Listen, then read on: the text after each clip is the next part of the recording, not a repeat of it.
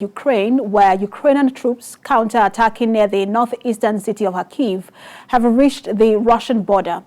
Ukrainian forces have also been retaking territory in northeastern areas in recent days as Russian forces focused on the Donbas region further south. Meanwhile, Finland has formally announced its intention to join the NATO military alliance. There's been a shift in public opinion on membership in the historically neutral countries like Finland and Sweden because of Russia's invasion of Ukraine. There is more in this report. Finland has confirmed it will apply to join NATO, despite Russian President Vladimir Putin's warning it would be a mistake to do so. Finland's border with Russia is some 830 miles long, and Russia has previously said the move would be a big mistake.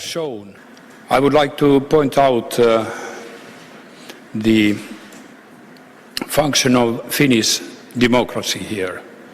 Ordinary people with their opinions, political parties, government, parliament, they have shown how strong Finnish democracy is.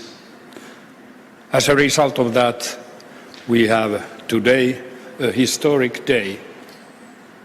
Finland will maximize its security, and that is not a way from anybody. We have reached today an important decision in good cooperation between the government and the President of the Republic. We hope that the Parliament will confirm the decision to apply for NATO membership during the coming days.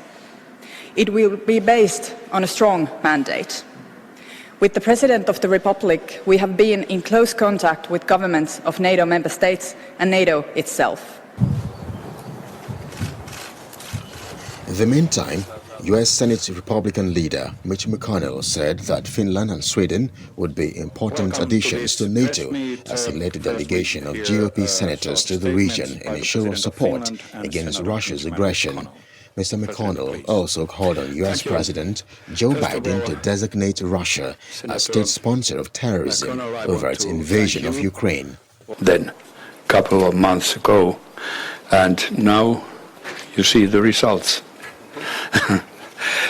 We had a very interesting discussion, not only dealing with Finnish membership in NATO, but also Ukraine and how we see world developing, getting better, how we get rid of these problems we have, the crisis in Ukraine. Very important issues. Historic day in the history of Finland, brought about obviously by Vladimir Putin's invasion of Ukraine.